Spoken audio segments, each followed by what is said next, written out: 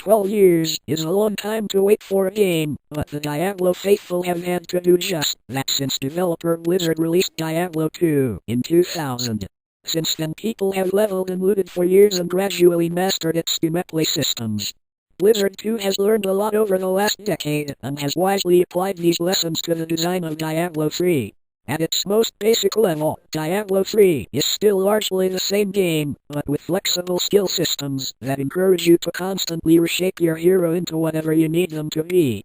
In the end, Diablo's classic, loot-driven formula, where you pick from a few predetermined classes and level them up, proves to be incredibly addictive the third time around. Some people love Diablo 3 for its story, and the third's narrative is stronger than its predecessor, but still filled with cliches and predictable twists. But that doesn't really matter all that much, because the story merely serves as a way to tie together the various dungeons and quests in your hunt for gear. Quality voice acting and some truly incredible cutscenes between acts help flesh out the universe, but past the first playthrough it's not really anything worth paying attention to. Even when the story failed to grab me, the loot system kept me hooked. Bringing your axe down for a killing blow or blasting an enemy with a skill that rips the flesh from their bones is empowering, but the eruption of golden treasure that spews into the air induces a rush of jubilation. Picking through the gore that was my enemy so I can pluck out the golden choice items is like panning for precious metals. No matter how many times it happens, I still click on the treasure as fast as I can, quickly opening up my inventory to see if I've hit the mother lode or dead. Some items have their stats revealed the second you mouse over them, but when a yellow item drops and you have to wait to identify it, there's a moment where you feel like you're waiting for lottery numbers to be announced. It results in instances of elation and frustration, but with the bad times come the moments where I'm enveloped in a sense of joy, where the hours I've spent waiting through monsters for the umpteenth time feel more than worth it. No other game besides Diablo I has engaged my hunger, my need to get loot in the same way.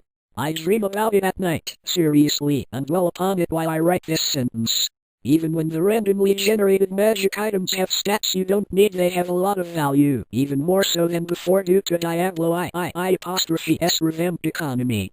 Non-magic items are all but worthless, so when it comes to unwanted magic items you have to choose between selling them to a vendor for much needed gold, auctioning them, or breaking them down into parts for crafting at the blacksmith. Gold is dropped in random amounts from monsters, but, unlike previous Diablo titles, it's used in more meaningful ways, and far more scarce. Not only can you use it to purchase items from other players, but it's also used to level up your blacksmith and jeweler, purchase additional space in your stash, and repair your equipment. In fact, gold feels so useful that even when I run through a dungeon and get no usable items, I still feel like it was time well spent, since I earned gold. If wealth isn't an issue, it's best to take your unneeded items to the blacksmith. The blacksmith breaks down magic items into component parts, which in turn can be used, along with gold, to craft new weapons and armor. It creates agonizing moments where you could sell an item for short-term gain in gold, or take a chance and break it into parts to create something new. If you pay the gold and work towards upgrading your smith, crafted items become really useful. While not quite as exciting as finding loot off a monster, each crafted item's randomized stats ensure little moments of elation. The jeweler rounds out the crafting system, but the gems he fashions have predictable stats, taking away all the mystery of what you'll get. Still, the jeweler provides the same meta benefit as the smith, giving you another venue to feel like you're making progress since their leveled up status carries over into other characters and difficulty settings. If you're not selling it to a merchant or using it for smithing, your magic items should go to the auction house.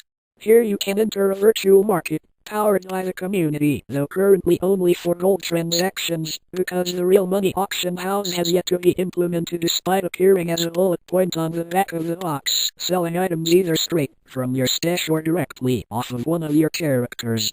People flush with cash can also use it to pick up items for their hero instead of hunting for them, quickly searching for specific armor slots or weapon types, with a series of drop-down menus. It's nice to have a system integrated directly into the game, though it'd be better if you could access it from within the game world rather than the main menu. What's genuinely awful, though, is that Blizzard has set a seemingly arbitrary 10-item auction limit, leaving me in a situation where I'm perpetually waiting for something to sell so I can move the next item out of my stash. It's incredibly annoying. It's easy to get so wrapped up in the pursuit of treasure, talking about the benefits of my next imaginary drop and how awesome my character will look, that I lose sight of how fun it is to acquire it to begin with. Diablo I*S combat holds up over the lengthy campaign because of its randomly generated dungeons and monsters. 1 second you're exploring a narrow cave passage densely packed with tiny demons, the next you're deftly dodging and luring gigantic titans into vast open deserts. Play the same section of the game again and you might face the giant enemies in the tight space while the swarms of enemies come at you from all over the desert. Or maybe another time you'll face something altogether unexpected, such as a special enemy with abilities you haven't seen before. Each time you play, certain areas tied to the story might be laid out in the same way, but levels and the enemies that populate them are largely unpredictable. Never knowing what to expect keeps you on your toes, with your doom potentially hiding behind every breakable door. It just adds to the sense of adventure and makes you feel like an empowered and emboldened hero if you manage to take down all your foes.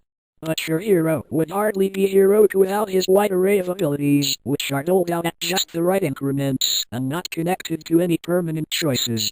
Every time your character gains an additional level in his journey to the cap of 60, he either obtains a new power, a rune that augments an already unlocked power, or a passive ability. Every time you level it feels significant, and, because there's no penalty for switching out one power or rune for another, experimentation happens naturally in order to adapt. If I'm fighting waves of weaker enemies, I'll use an ability set that does damage over wide areas, while moments where I'm facing a boss or another large enemy encourages me to quickly swap these for skills suited to taking on a single target. Runes are an especially great way to handle skill augmentation, too, because skills you get early on that may seem useless can suddenly become amazing later in the game.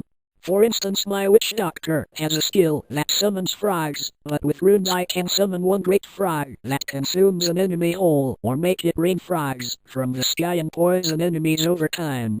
With 5 runes per skill, my witch doctor feels super versatile, able to adapt to take on most anything Diablo 3 sends his way. 1 second he's a life-leeching summoner with a legion of undead followers to tank for him, the next he's a high damage dealing caster with great support skills to help my teammates. With so many skills and versions of them it could get intimidating, but runes are introduced very slowly and over multiple playthroughs. It's a really smart way to handle an otherwise intense learning curve, and to make combat so engrossing that its repetitiveness goes largely unnoticed.